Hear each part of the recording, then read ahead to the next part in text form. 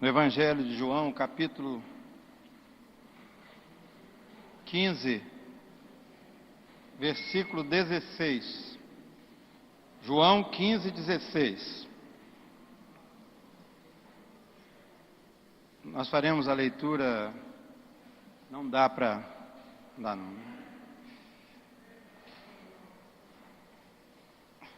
Eu me lembro, irmãos, que eu ouvi há muitos anos atrás.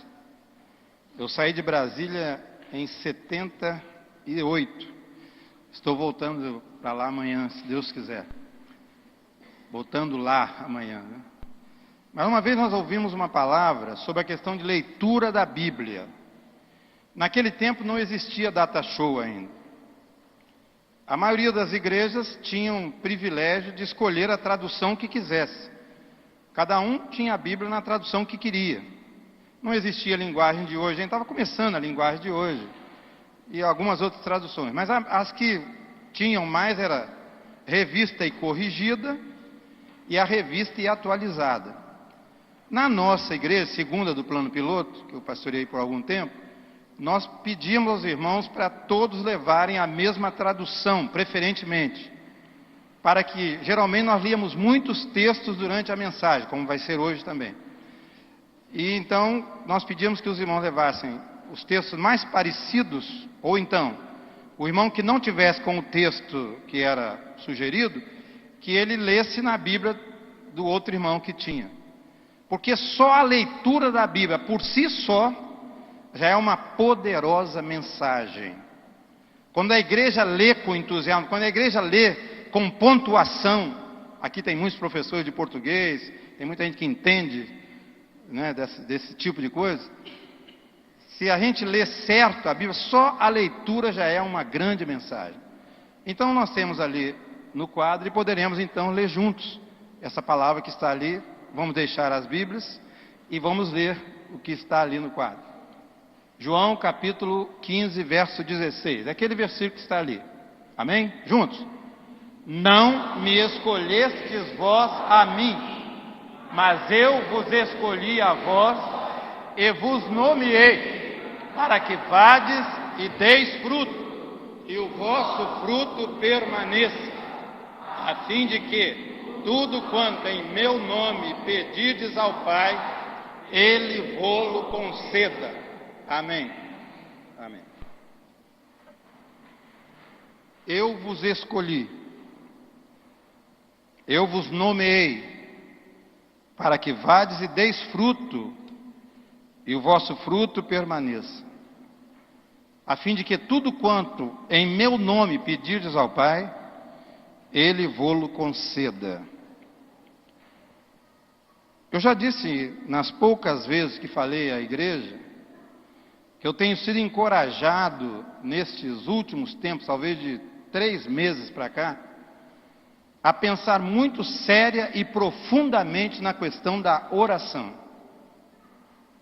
Se nós conseguirmos entender que oração realmente é a principal arma que a igreja tem dada por Deus, por Jesus Cristo, para que ela desenvolva o seu ministério, glorifique o nome do Senhor e expanda a obra do Senhor, quando a igreja entender isso, e eu creio que nós não estamos muito longe disso, nós vamos experienciar dias muito gloriosos e grandiosos para a glória de Deus.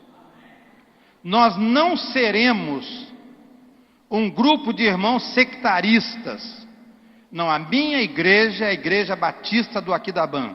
Hoje eu posso dizer isso, né? Que afinal de contas, eu fui recebido domingo como membro da igreja, embora estivesse ausente. Eu agradeço a confiança dos irmãos em mim. Agora, vão ver o que é bom para tosse. Eu espero que não haja nada. Mas então, irmãos, nós entendemos que a oração é algo precioso demais. E é algo que nós precisamos praticar. Mas eu dizia então que nós não vamos ser sectaristas a ponto de achar que nós vamos cuidar apenas dos irmãos daqui do Aquidabã. Nós vamos ver hoje na palavra que vamos dar agora, que nós somos um homem corporativo, ou um homem coletivo. Paulo diz que nós somos muitos membros na sua carta aos Coríntios, 1 aos Coríntios, mas somos um único pão. Nós somos muitos, mas somos um único. Quando nós procuramos viver a essência do Evangelho e do ensinamento do Senhor Jesus, acabam as divisões primeiro dentro de nós. Eu tenho que lutar com isso, contra isso, em relação a mim mesmo. Eu preciso ser integral para com Deus e para com os irmãos. Não me refiro só aos irmãos da Igreja Batista do Aquidabã. Eu preciso amar e ser integral com os irmãos da primeira igreja, da segunda igreja, lá do Monte Sião, dos irmãos que não são da nossa denominação. Denominação não é o importante para Deus. O importante para Deus é nós sermos a igreja que Ele comprou através do sangue do seu Filho na cruz do Calvário. Então, irmãos, eu quero pensar nesta noite, já que nós estamos falando em escolha, nós fomos chamados, fomos escolhidos, nós vamos começar em Adão. Adão está em Gênesis capítulo 1, versículos 26 a 28. Nós vamos ter e vamos ler juntos. Gênesis, o que está ali no quadro, 1, 26 a 28. Leamos juntos. Aliás, as irmãs leiam os versos. O primeiro, os irmãos, o segundo e depois nós todos leremos o terceiro. 26, 27 e 28. Ali só está o 26. Então, as irmãs leiam o 26, por favor.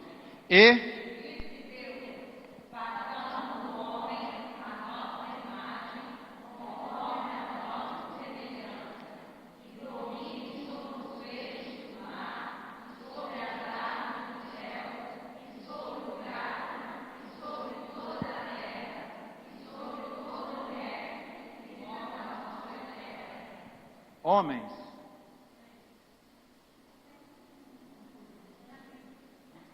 Então vamos na Bíblia, não saiu lá não?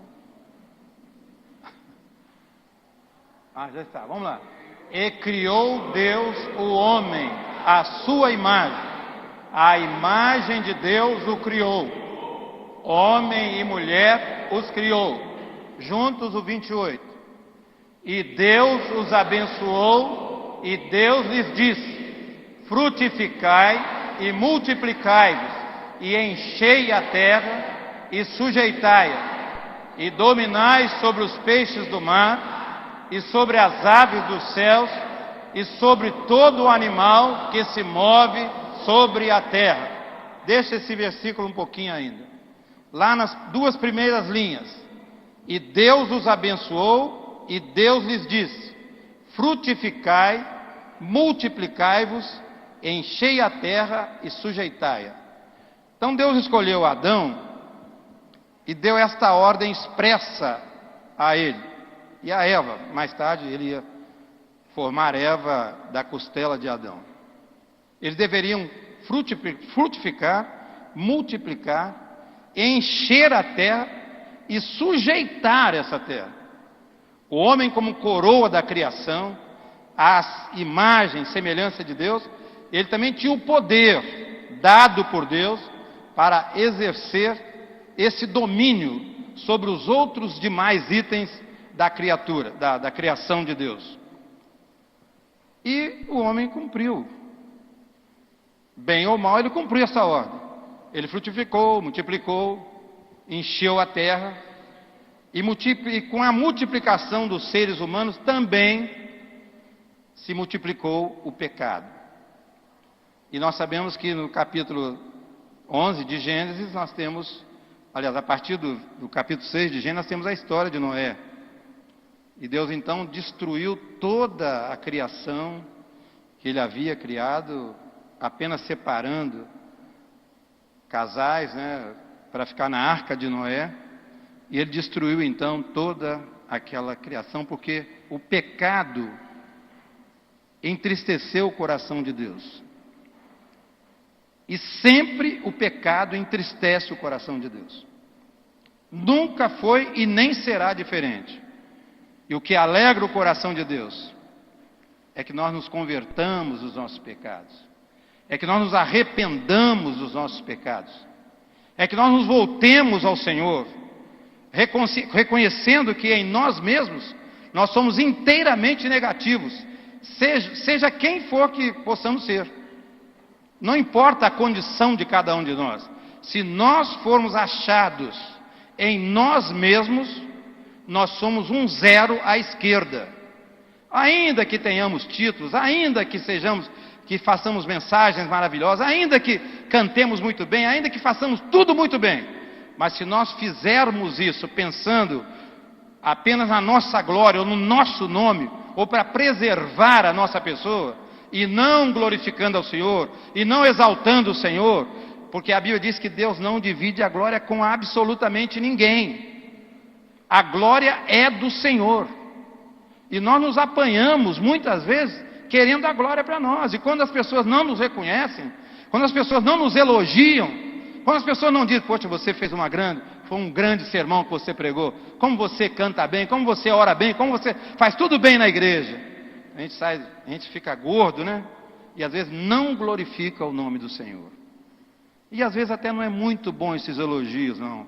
Esses elogios deviam ser bons para o irmão que gostou da mensagem, que gostou da ação desse ou daquele irmão. Vai diante do Senhor e ore ao Senhor. Abençoa aquele irmão, mesmo sem ele saber. Abençoa-o, sem ele saber que você está orando por ele. E para que ele seja livre do egoísmo, da vaidade, do orgulho e de achar que ele é alguma coisa, porque na verdade ele não é nada. Paulo diz que quando ele conheceu Cristo, aquele conhecimento todo que ele tinha, que não era pequeno, talvez ele fosse a maior cultura, perdendo talvez só para Gamaliel, que foi seu mestre, mas do seu tempo ele era um dos maiores, se não o maior. Mas ele disse, ele teve a humildade para reconhecer, depois que eu conheci Jesus, todo o meu conhecimento eu considerei como esterco, ou como comida de cachorro, não serve para efeito de edificar a igreja do Senhor. Ele tinha consciência de que foi chamado para edificar a igreja do Senhor. Ele não podia fazê-lo se não submisso ao Senhor e inteiramente nas mãos do Senhor. Então ele dizia, eu prossigo para o alvo, para o prêmio da soberana vocação. Irmãos, às vezes eu me apanho assim, achando que eu sou alguma coisa, achando que eu presto para alguma coisa. E se tem alguma coisa boa em mim, é o próprio Cristo que me amou e que vive dentro de mim. Esse Cristo vive no meio da igreja, mas não no meio, só passeando, como nós ouvimos muito essa frase, que o Senhor passeie no nosso meio. Nada errado. Mas na verdade o que Deus quer é se interiorizar dentro de nós. Ele quer morar em nós, Ele quer modificar a nossa vida, transformar a nossa vida, mudar totalmente a nossa vida, para que nós sejamos aquilo que Ele quer, e não aquilo que nós queiramos ou queremos.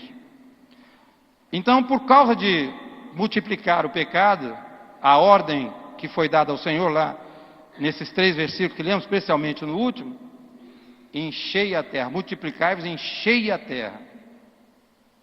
E a terra ficou cheia também de pecados e de tantas coisas, e Deus resolveu terminar com a raça adâmica. Então a raça criada em Adão recebeu esta ordem para se multiplicar, ser muita gente, ser muito povo. Essa foi a raça adâmica, a raça criada por Deus. Vamos ver agora uma outra raça, a raça chamada por Deus. Gênesis, capítulo 12, versículos 1 a 3. Nós vamos ler da mesma forma, só que invertendo agora. Os irmãos lerão primeiro versículo, as irmãs o segundo, e todos nós leremos o terceiro. Então vamos os homens primeiramente. Ora, o Senhor disse a Abrão: sai-te da tua terra, da tua parentela e da casa de teu pai, para a terra que eu te mostrarei. As irmãs.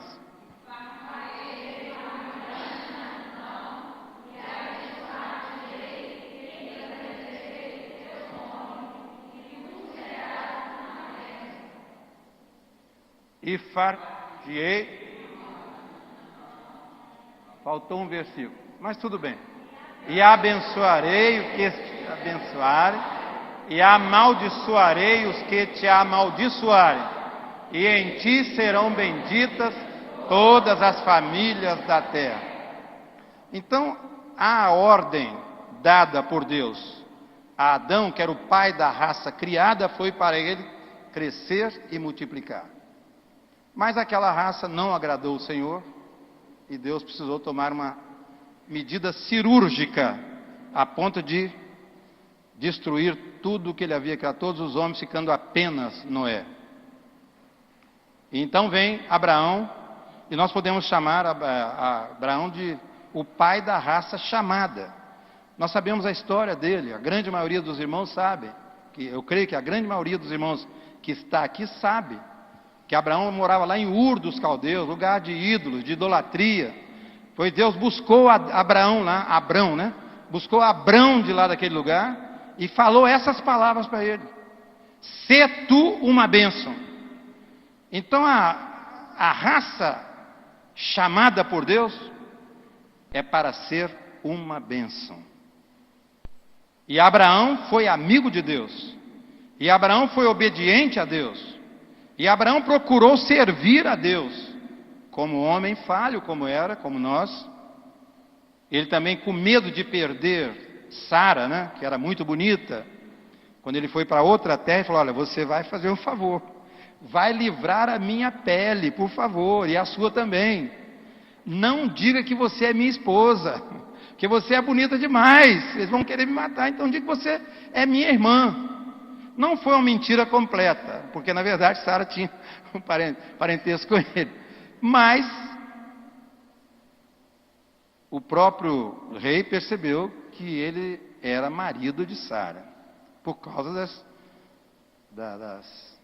da vida deles, né? Do casal. Mas Abraão, que era como nós, sujeito a falhas, sujeito a erros, sujeito a temores, né? Medos, sujeito a indignações, a tantas coisas comuns a nós, aos seres mortais, ele entretanto foi chamado de amigo de Deus. E Deus disse a ele: "Eu vou multiplicar, eu vou te dar descendência". Quando ele tinha 75 anos de idade. Sara era estéril. Adão naquela idade, Sara estéril. Como é que vai ter descendência daqui? Bom, mas Deus tira leite da pedra. Ele sabe por que ele fala uma coisa. Ele tem poder. Não existem impossíveis para o Senhor. E na experiência de Abraão, na promessa de Deus, e cumprida, porque todas as promessas de Deus foram cumpridas, há um hino que diz que Deus dá-nos promessas, Deus cumpre o que diz. Jamais foi a fé iludida. A irmã conhece. A fé nunca foi iludida, porque Deus cumpre as suas promessas. Abraão deu um jeitinho, achava que tinha que ser assim, se assar. Não, eu vou dar um filho direito, não vai ser nada. E veio Isaac. E Deus confirmou a promessa dele a Isaac: "Eu vou te multiplicar, vou te fazer uma grande nação", etc, etc. Rebeca também era estéril. Olha aí. E Deus deu filhos a Rebeca. E Deus confirmou a palavra que ele deu a Jacó: "Eu vou te dar filhos". Raquel também era estéril. Veja que Deus trata com coisas que nós ficamos assim, boquiabertos. Porque quando ele fala, nós podemos crer, mas ainda não temos não chegamos nesse patamar. Nós ainda nos entristecemos. Nós ainda lemos a palavra de Deus que diz assim: "Regozijai-vos sempre". Mas às vezes a gente está muito mais triste do que alegre. Eu estava no ponto do ônibus agora com um irmão, ele estava com a Bíblia na mão. Aí eu falei: nem conhecia. Depois eu conheci, irmão Daniel. Eu falei: "Mas escuta, o irmão tem porte de armas?" Ele olhou, tomou um susto assim: "Você está com a arma aí na mão, meu irmão?" "Ah, sim, mas essa arma aqui é para dar vida". Eu falei: "Exatamente". O irmão é de onde? "Eu sou da primeira igreja". Amém. Eu estarei lá aqui da banda daqui a pouco, né? Foi lá em Baiminas. E eu vi uma alegria naquele irmão. Irmãos, sempre que nós lemos a Bíblia, Deus está chamando um povo que seja alegre. Um povo que cante louvores ao Senhor. Sebastião está ali, com 50 anos, como Eliseu disse. Ou melhor, com mais de 50 anos. Mas está aquele jovenzinho ali. E quantos jovenzinhos nós temos aqui? E quantas jovenzinhas nós temos aqui? Uma jovenzinha, que eu não vou dizer quem é, mas é uma das mais jovens aqui da igreja. Hoje ela falou comigo, eu estou quase que no bagaço. Mas está aqui cantando e louvando o Senhor. Vai sair daqui restaurada, eu não tenho a menor dúvida. Vai sair daqui restaurada. Como eu também vou. E como você também vai. Então, irmãos, para nós, essa experiência de Abraão, é para nós estarmos experimentando na nossa vida, no dia a dia, no nosso relacionamento com Deus, na reunião da igreja, fora da reunião da igreja, em casa, marido e mulher, filhos. Essa é a experiência que Deus quer que nós vivamos. Nosso caráter sendo trabalhado pelo Senhor, a fim de que nós não sejamos apenas alguma pessoa, como nós sejamos um santo, em outras palavras, né? Na presença da igreja, mas fora da igreja, só Deus é que sabe quem nós somos. Mas Deus quer essa integralidade, e esse caráter alto. Em qualquer lugar em que você me encontrar, você há de saber que eu sou o Paulo César. Se eu sou mentiroso mesmo. E se eu falar a verdade, eu falo a verdade. Na presença dos irmãos, na ausência dos irmãos. Eu não posso ficar como um camaleão, né? Mudando de cor de acordo com a circunstância. Não importa a circunstância. Daniel, quando estava tudo bem, ele orava 3 dias, janelas abertas na direção de Jerusalém. E ele estava lá de joelhos orando. Mas por causa da inveja dos seus colegas, né? Tudo gente alta, da alta, né? 3 presidentes, ele é o principal. Ficaram com inveja dele os outros. Nós temos que apanhar Daniel numa falha. O jeito é ir contra essa questão de oração. Vamos pedir ao rei para determinar que ninguém peça nada durante 1 mês, pelo menos, a nenhuma outra pessoa e nenhum Deus, senão ao rei. E Dario achou boa essa proposta. Que proposta estapafúrdia, nós diríamos hoje. Pedir ao rei. Mas foi dada a ordem, ele assinou o decreto, mas não imaginava que eles exatamente que estavam atentando contra a vida do seu amigo Daniel. E quando eles foram anunciar ao rei que Daniel estava fazendo orações a um Deus desconhecido, ao Deus dele e não ao rei, pedindo nada ao rei, o rei ficou triste porque teria que mandar Daniel para a cova dos leões. Então Daniel não sofreu nenhum abalo.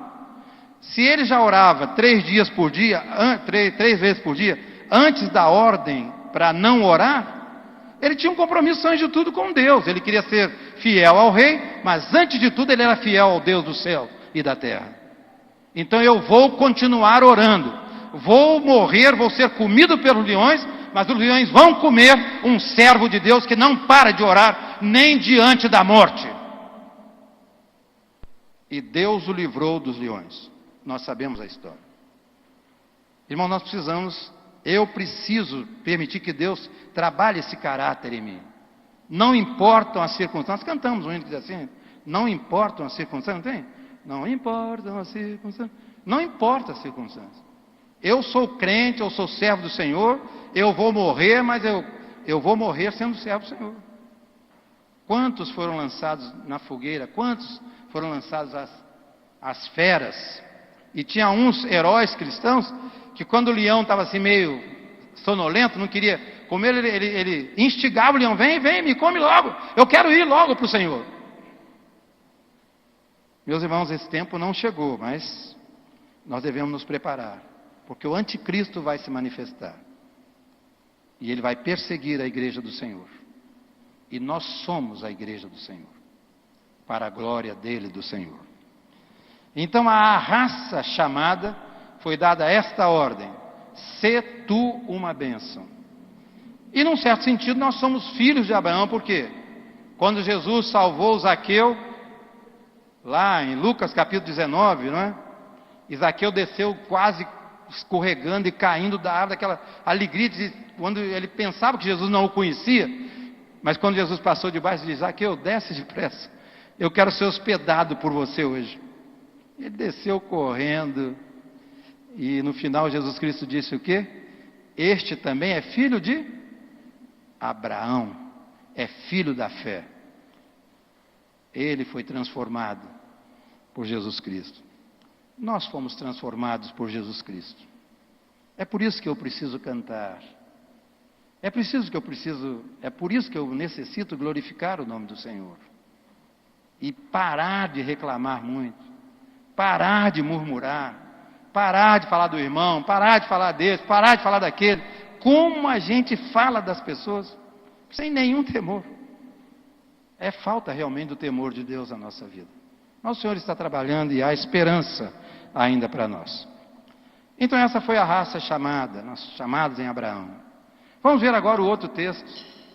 Mateus capítulo 26, aliás, Mateus capítulo 28, versos 16 a 20. Começando com as irmãs. Podem ler o verso que está ali.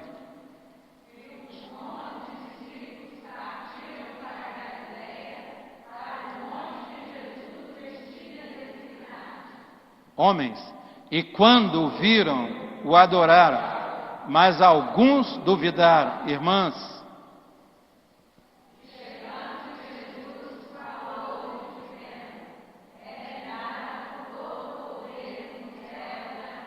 todos, portanto, ide, fazei discípulos de todas as nações, batizando-os em nome do Pai, e do Filho e do Espírito Santo. Tem mais não? Ensinando-os a guardar todas as coisas que eu vos tenho mandado. E eis que eu estou convosco todos os dias, até a consumação dos séculos. Amém. Essa palavra foi dita, foi uma das últimas palavras, foram as últimas palavras registradas por Mateus no seu Evangelho. Depois da ressurreição de Cristo, ele permaneceu aqui durante 40 dias, aparecendo aos discípulos, abençoando, falando, comendo com eles, etc, etc. Depois, quando ele estava subindo para o céu, no Monte das Oliveiras, cerca de 500 irmãos, mais ou menos, estavam ali e assistiram, quando ele os abençoou, disse: paz seja convosco, e foi como que, tomado por um elevador, foi subindo, subindo, e eles viram quando ele foi escondido pelas nuvens. E ele disse que eles deveriam ficar em Jerusalém, até que do alto, em Lucas ele fala, até que do alto eles fossem revestidos de poder. E o texto dos evangelhos nos mostram que eles permaneceram orando. Provavelmente, alguns irmãos que têm a profunda exegese da palavra de Deus, alguns irmãos que utilizam mais tempo com o Senhor, não está na Bíblia isso, mas eles pensam, quem sabe, foi uma oportunidade para Pedro, Tiago, João, André, Felipe, Bartolomeu, que tiveram talvez durante aqueles 3 anos e meio, mais ou menos, que foi o tempo de ministério de Jesus com eles. Maria, a mãe de Jesus, estava lá, e muitas outras, cerca de 120 pessoas, né? Estavam lá no cenáculo orando. Atos capítulo 1. Então, quem sabe foi a oportunidade, aqueles 10 dias que eles estavam orando e jejuando, para dizer uns aos outros: olha, eu quero pedir perdão a você. Algumas vezes eu falei mal de você, viu? Algumas vezes eu não gostei daquela pergunta que você fez ao Senhor, daquela colocação que você fez. Mas eu quero, neste momento, pedir perdão. Me perdoe. Nós somos irmãos em Cristo. Nós recebemos uma ordem do Senhor para evangelizar, para fazer discípulos. Nós não podemos ficar com picuinhas. Nós não podemos ficar com coisas pequenas. Nós somos a igreja do Senhor. Nós não somos um povo qualquer. Nós somos lavados e remidos pelo sangue de Jesus Cristo. Eu preciso ser uma nova pessoa. Eu preciso ser uma nova criatura. Eu preciso te abraçar. e nós precisamos caminhar juntos, porque nós não podemos fazer a obra do Senhor isoladamente.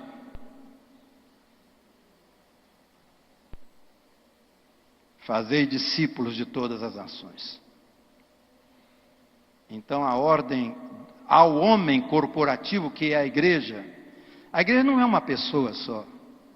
A igreja de Cristo é formada por todas as pessoas em todas as eras e em todas as circunstâncias que creram em Jesus Cristo e o confessaram como meu Senhor e como meu Salvador.